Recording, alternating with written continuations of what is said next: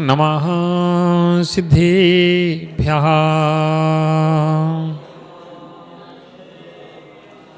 ॐ नमः सिद्धेभ्यः।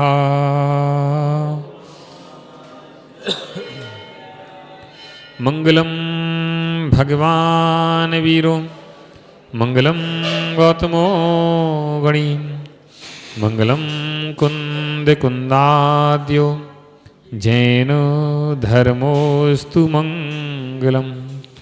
सर्वमंगल मांगल्यम सर्वकल्याणकारिकम प्रधानां सर्वधर्माणां जैनम जयतु शासनम जैनम जयतु शासनम जैनम जयतु शासनम। नमो अरिहंताणं नमो सिद्धाणं नमो आयिरीयाणं नमो वज्झायाणं नमो लोये सब्बसाहुडम। जय बोलिए अनंतानंत सिद्ध परमेष्टि भगवान की। जय बोलिए आदि ब्रह्मा आदिनाथ भगवान की। जय बोलिए श्री शांतिनाथ भगवान की। जय बोलिए चिंतामणि पार्श्वनाथ भगवान की। जय बोलिए वर्तमान ससनायक महावीर भगवान की। 2400 तीर्थंकर भगवान की। जय बोलिए परम पूज्य तपस्वी सम्राट आचार्य गुरु 108 सन्मति सागर जी महाराज की। आचार्य श्री 108 सुनील सागर जी महाराज की। द्वादशांग जिनवाणी माता की।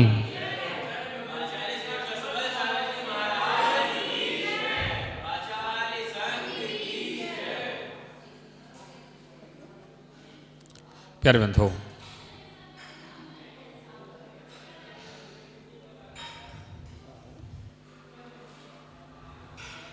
एक बार एक व्यक्ति लकड़ी बेच करके अपना जीवन यापन करता था। क्या बेच करके? लकड़ी। लकड़ी बेच करके अपना जीवन यापन करता था और प्रतिदिन मार्केट में जाता, लकड़ी बेचता और अपना गुजारा करता। एक दिन वह लकड़ी बेचने के लिए मार्केट में गया और उसने अपनी लकड़ी बेच दी और घर वापस आ रहा था कि रास्ते में उसे एक मुनि महाराज जंगल में बैठे हुए मिले। मुनि महाराज जंगल में बैठे हुए मिले तो मुनि महाराज से उसने बैठ गया, उनके चरणों में नमोस्तु किया और कहा कि आप हमें भी कुछ धर्मोपदेश दें। गुरु महाराज ने धर्मोपदेश दिया, कहा मुझे भी कोई नियम दें। गुरु महाराज ने कहा कि एक काम करो, तुम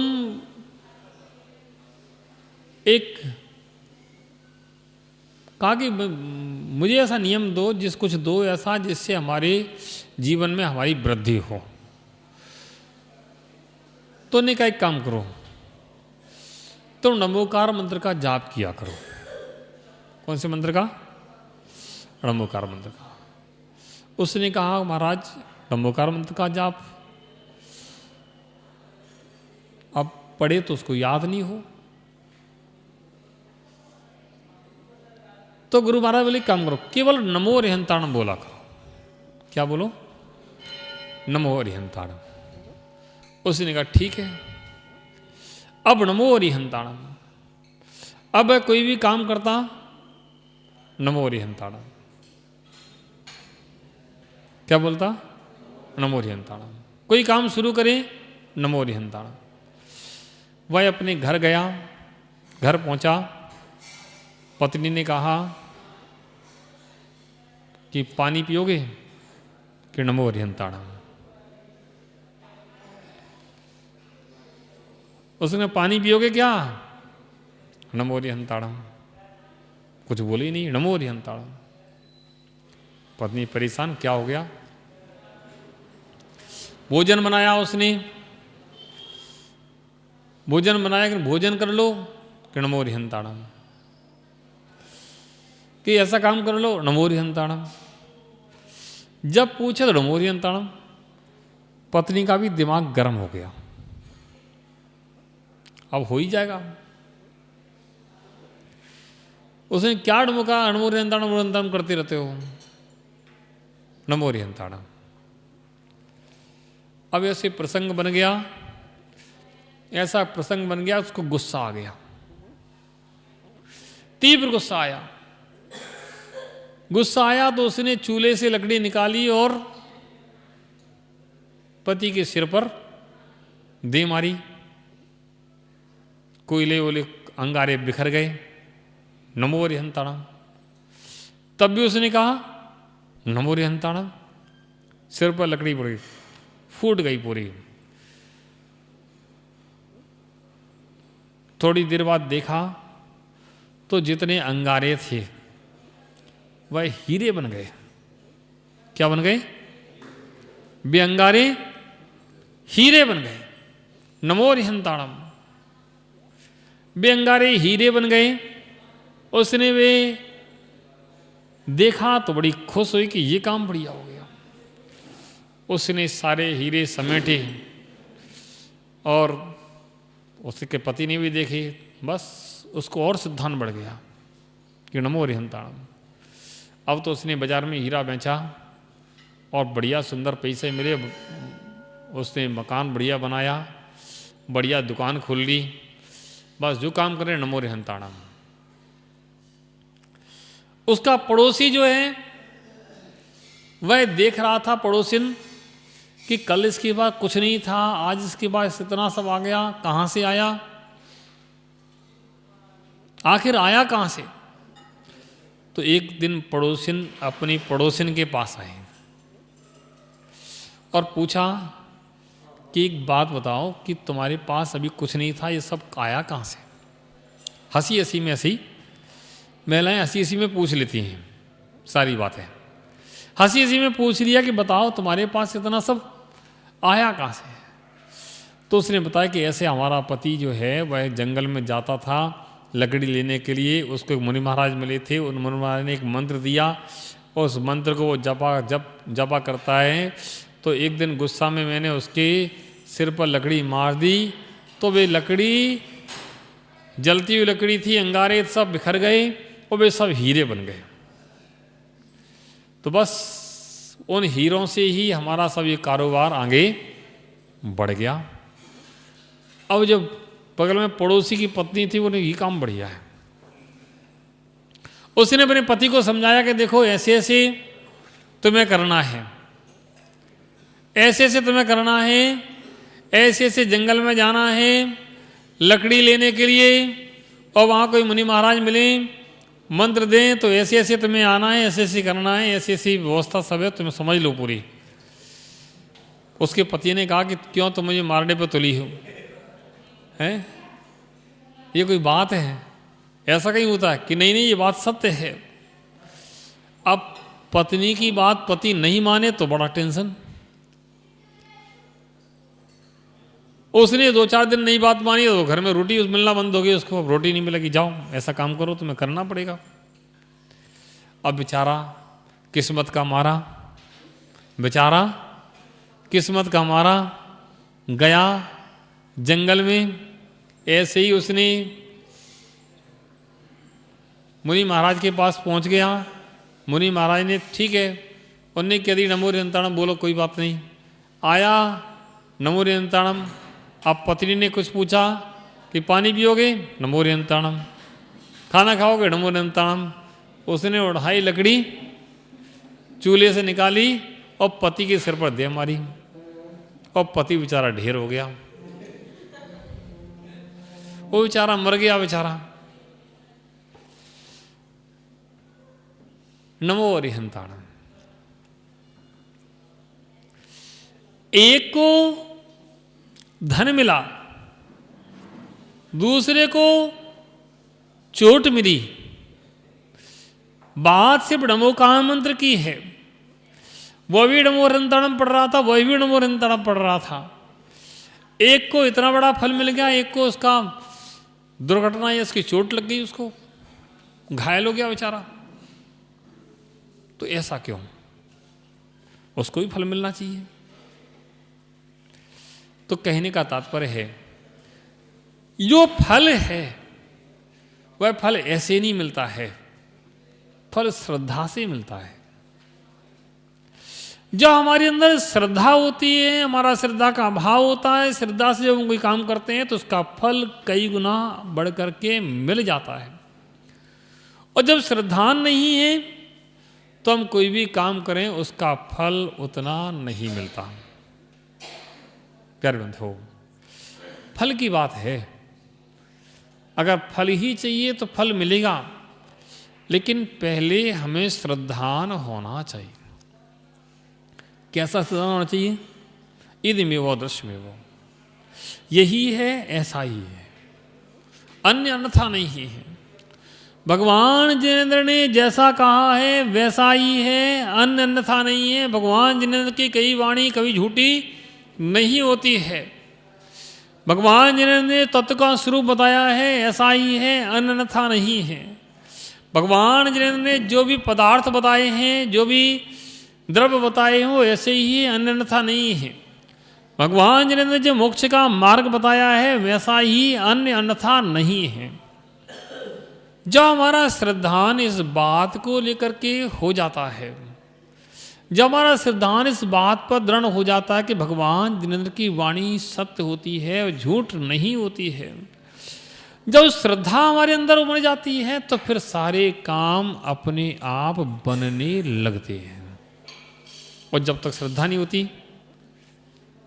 तब तक काम नहीं बनते। अब वचनों में तो आप मंत्र पढ़ रहे हो, मन तुम्हारा कहीं दूसरी जगह है, तो क्या जैसा फल मिलना चाहिए वैसा मिलेगा? नहीं मिलेगा। क्यों? वचनों में मंत्र पढ़ रहे हैं लेकिन वह मन में नहीं चल रहा। माला तो कर में फिरे, कैसे पढ़ते हैं? माला तो कर में फिरे और मनुआ फिरे बाजार। माला तो हाथ में फिरती है और मन कहीं दूसरी जगह पहुंच जाता है। तो क्या आपको उसका फल मिलेगा? क्योंकि आपका मन तो ही नहीं है। आप हाथ में माला जरूर लिए हो, ठीक है, काया से बैठे हो, वचन भी आपके मुख में चल रही, नमो अरिहंताणम नमो सिद्धाणम, लेकिन आपका मन स्थिर नहीं है। प्यारे बंधुओं, मन की स्थिरता से ही कार्य सिद्ध होते हैं। मन की अस्थिर होने पर कार्य की सिद्धि नहीं होती है। मन जब तक स्थिर नहीं होता है तब तक केवल ज्ञान भी प्राप्त नहीं होता है। मन जब तक स्थिर नहीं होता है तब तक कोई भी किसी प्रकार की उपलब्धि नहीं होती है। और मन के स्थिर होते ही उपलब्धियां अपने आप आने लगती हैं। मन के स्थिर होते ही सारे कार्य अपने आप बनने लगते हैं। प्यारे बंधुओं, इसलिए मन कैसा करना चाहिए? स्थिर करना चाहिए, मन को ठहराना चाहिए। मन जब ठहर जाता है तो काम अपने आप ठहरने लगते हैं।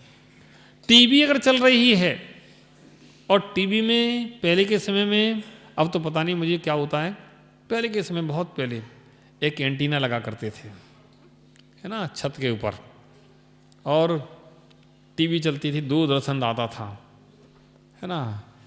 उसमें कभी कभी देख रहा था मच्छर से जैसे आते थे।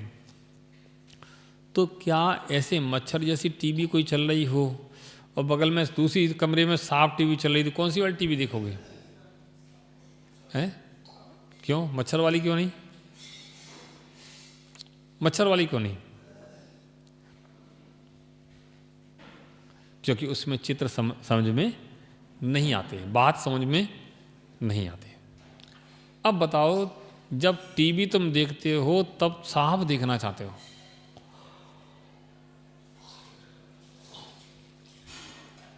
टीवी साफ देखना चाहते हो, तो जब तक तुम्हारा मन साफ नहीं होगा तो क्या तुम्हें कार्य की सिद्धि होगी? हम खुद नहीं देखना चाहते कि गड़बड़ चल रही है तो बंद कर देते, टीवी बंद कर दो। ऐसे ही जब तक हमारी मन की स्थिरता नहीं होगी तब तक हमारे कार्य की सिद्धि नहीं होगी। हम लोगों को मन को ठहराना चाहिए, जिस कार्य में उस कार्य में मन को अच्छे से लगाना चाहिए। जब मन लग जाता है तो फिर कार्य अपने आप होने लगते हैं, कहना नहीं पड़ता, बताना नहीं पड़ता, करना नहीं पड़ता, अपने आप होने लगते हैं। किसी भी कार्य को, दुकान पर बैठे हो, मान लो दुकान खोल के बैठे, ग्राहक आए,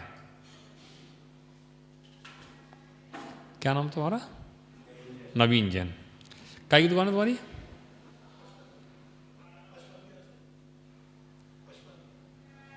नहीं, दुकान काय की है?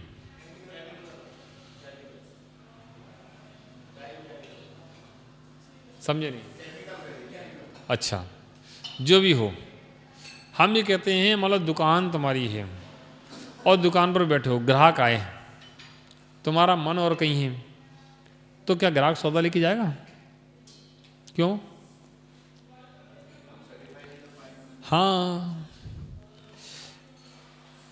क्योंकि आप, ग्राहक आया है, आपकी बात आप दिखा रहे हो, बता रहे हो, तो उसको बताना तो पड़ेगा, ये है, ये चीज़ है। जब बता दोगे तो उसको समझ में आ जाएगा, तब वह अपने आप ले लेगा। और आपने, मन आपका कहीं है, आप कहीं हो, तो ग्राहक बिना सौदा लिए चला जाएगा। ऐसे ही हमारा मन अगर स्थिर नहीं है तो हम कोई भी जाप अनुष्ठान करते हैं, कोई भी पूजा विधान करते हैं, तो कभी भी उसका पूरा फल नहीं मिलता। जितना मन स्थिर होता है उतना तो फल हमें मिलता है, और जितना मन दूसरी जगह भागता है उतना फल हमें नहीं मिल पाता। फिर किसी ने कहा कि महाराज तो क्या करें, मन नहीं लगता तो पूजा करना बंद करते हैं, अवश्य करना बंद करते हैं। अब फल ही नहीं मिलेगा तो फायदा क्या करके? जब फल ही नहीं मिलेगा तो क्या फायदा करके? नहीं करो। नहीं, मन नहीं भी लग रहा है तब भी करना चाहिए। क्यों? आज तुम छोड़ दोगे तो मन कहाँ लगेगा? मन नहीं भी लग रहा है तब भी करना चाहिए। मन आज नहीं लगेगा, धीरे धीरे धीरे धीरे प्रयास करते करते करते करते तुम्हारा मन कभी लगने लगेगा। तुम्हारा मन कभी लगने लगेगा, तुम्हारा काम जो मन नहीं लग रहा वह आकर के लग जाएगा।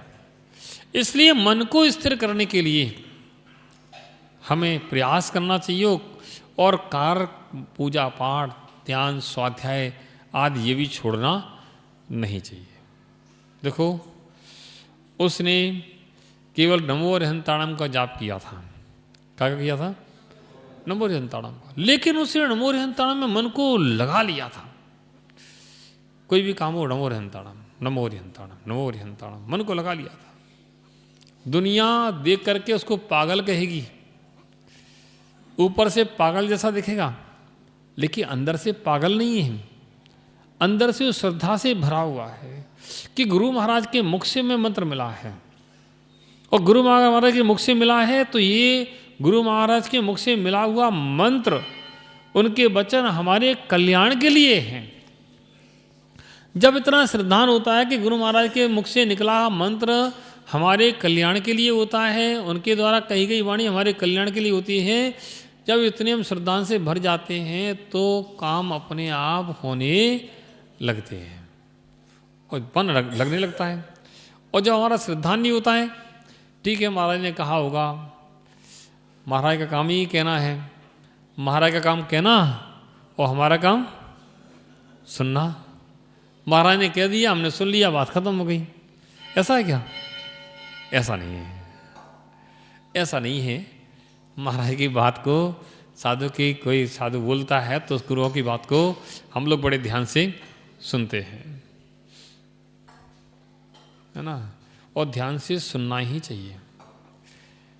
एक बार हम कहीं प्रवचन कर रहे थे ऐसे ही, तो प्रवचन समाप्त हुए, एक व्यक्ति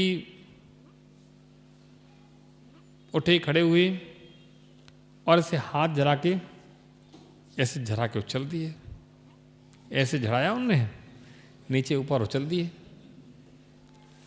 तो मैंने कहा ये क्या किया इसने? मैंने उसको बुलाया कि भाई तुमने क्या किया?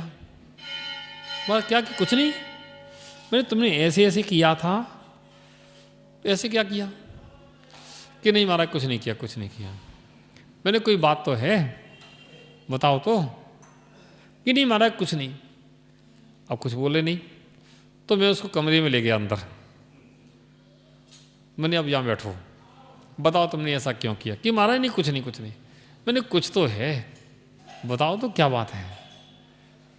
तो बोले कि महाराज अब आपको बताने लायक नहीं है। मैंने बता दो, कोई बात नहीं, कोई बात नहीं, बता दो। बोले महाराज आपके पहले एक महाराज आए थे, उन्होंने प्रवचन दिए थे और उन्होंने कहा था कि कोई भी मंदिर की वस्तु, कोई भी मंदिर की वस्तु जो उपभोग करता है उसको निर्माल्य खाने का दोष लगता है। कोई भी मंदिर की वस्तु जो उपभोग करता है उसको निर्माल खाने का दोष लगता है। तो आपके पास हम 1 घंटे से बैठे आपकी बात सुन रहे थे, तो मुझे लगा कि आपकी बात सुन करके मेरे साथ चली जाएगी, मेरे घर चली जाएगी बात, तो मुझे निर्माल खाने का दोष लग जाएगा। इसलिए यहाँ की हम मंदिर की बात मंदिर तक और घर की बात, तो बताओ ऐसा तो नहीं करते आप लोग हैं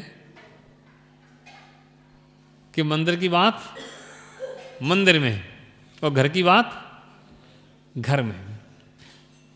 अरे भाई निर्माल खाने का दोष, वाणी कोई निर्माल नहीं है। जिनेंद्र की वाणी तो हमारे लिए प्रसाद है। क्या है? प्रसाद है। इन वचनों का प्रसाद, जिनवाणी रूपी वचनों का प्रसाद तुम्हें इस कलिकाल में मिल रहा है और गुरुमुख से मिल रहा है, ये तुम्हारा सौभाग्य है। गुरुमुख से मिल रहा है, जिनवाणी रूपी प्रसाद गुरुमुख से मिल रहा है, ये तुम्हारा सौभाग्य है। अरे दोनों हाथ की अंजलि बनाना और अपने कर्णपुटों से अंदर ले जाना, उस जिनवाणी को अंदर ले जाना, चिंतन करना, मंथन करना, क्योंकि यही जिनवाणी हमारा कल्याण करने वाली है। जिनवाणी के वचन कभी खाली नहीं होते, अन्यथा नहीं होते हैं। ऐसा श्रद्धान बनाना और जिनवाणी बड़े प्रेम से भाव से सुनना। निश्चित रूप से जिनवाणी हम सुनेंगे तो हमें निश्चित रूप से बहुत अच्छा लाभ होगा। प्यारे ऐसे लाभ की आकांक्षा, मैं कहता हूँ लाभ की आकांक्षा के बिना ही निस्वार्थ भावना से हमें जिनवाणी सुनना चाहिए और भगवान जिनेंद्र की वाणी पर सच्चा श्रद्धान करना चाहिए। एक दृष्टांत और कहीं पढ़ा मैंने। एक बार एक व्यक्ति था, वह वैद्य था, वैद्य था, वनस्पति शास्त्र का अच्छा ज्ञाता था, कौन सी जड़ी बूटी किस काम आती है और उसका क्या स्वरूप होता है, कैसी होती है, वह सब जानता था। उसने अपने परिवार में अपने बच्चे को भी वही शिक्षा दी कि ये नीम का पत्ता ऐसा होता है और इसका ये फल है, बमुल का पत्ता ऐसा होता है, इसका ये, इसका औषधि बनती है, और भी मूसली है, ये है, वो है, दूसरी दुनिया की चीज़ उसको बताई। बच्चा भी होशियार था, वह भी परिपक्व हो गया उस चीज़ में, क्योंकि घर में जो काम होता है छोटे बच्चे वह चीज़ काम को सीख लेते हैं।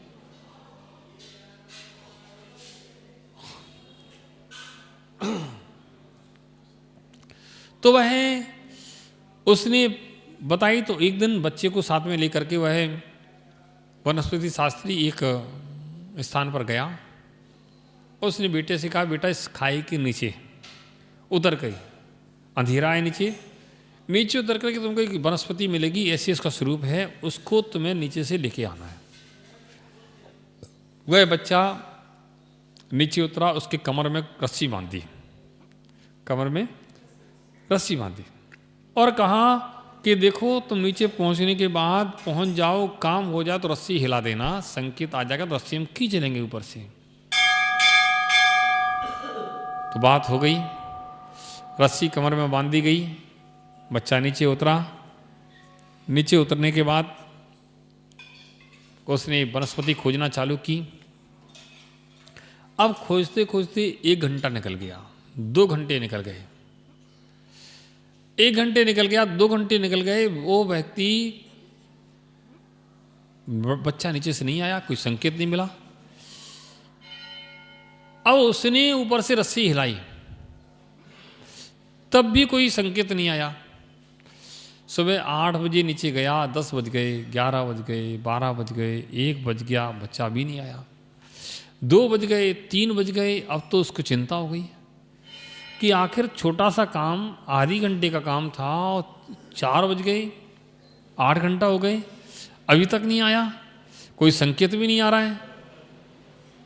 अब बड़ा परेशान, पिताजी जो ऊपर थे उनको पसीना पसीना हो गए कि आखिर हुआ क्या, चिंता में पड़ गए।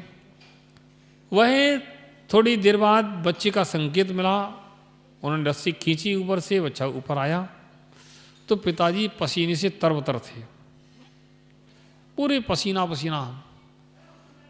तो बालक पूछता है, आके पूछता है कि पिताजी क्या हुआ, आपको पसीना क्यों आ रहे हैं?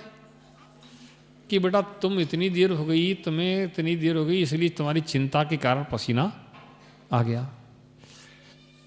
बोले पिताजी एक बात समझ में नहीं आई, जिसकी डोर पिता के हाथ में हो उस बेटे को कष्ट हो सकता है क्या?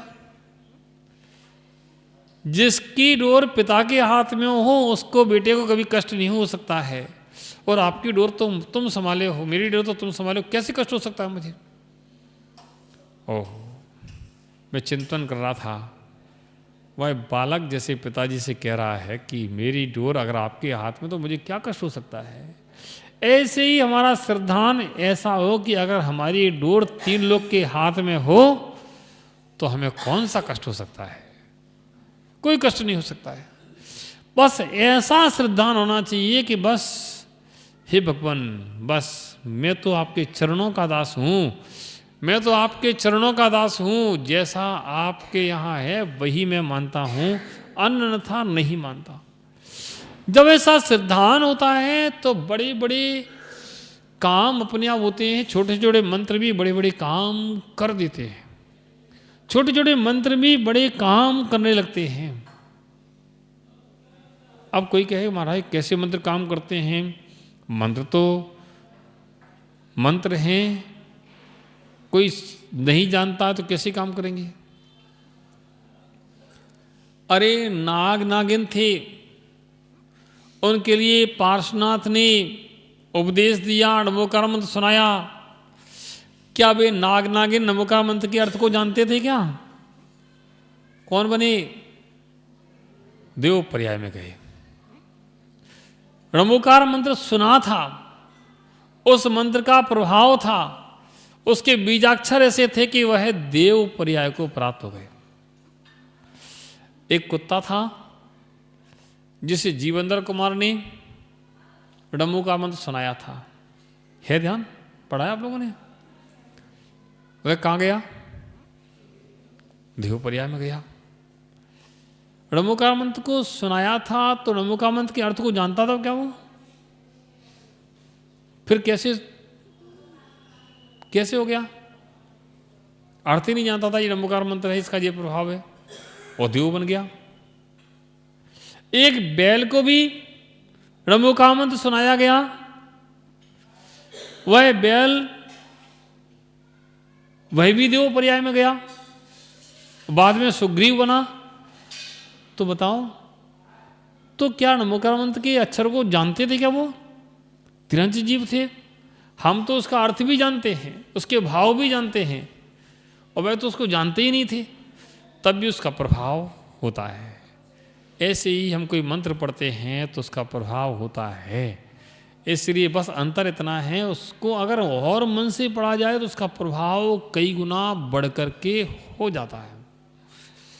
मंत्र जब जपते हैं तो उसका फल खाली नहीं जाता है, उसका फल तो मिलता ही है। बस इतना है कि मतलब 100 रुपये का लाभ होना तो 10 रुपये का लाभ होगा। अगर 100 रुपये का लाभ चाहिए तो उस मंत्र को मन से श्रद्धापूर्वक जाप करने से वह लाभ अवश्य मिलता है। प्यारे मित्रों, ऐसे हम लोग भगवान जिनंत की वाणी पर विश्वास करें, श्रद्धान करें, नमोकार मंत्र पर सिद्धान करें, और भगवान जिनंत की वाणी को सिद्धान करके बस अन्य अन्यथा नहीं है, भगवान ने जो कहा है वही है, ऐसा सिद्धान करें तो निश्चित रूप से हम सबका कल्याण होगा। इन्हीं मंगल भावनाओं के साथ सबके लिए मंगल आशीर्वाद, यही भावना सबका मंगलमय हो, सबका जीवन मंगलमय, सबके जीवन सुख शांति हो। जय बोलिए आचार्य गुरुषण सन्मति सागर जी महाराज की, तत्संग जिनवाणी माता की।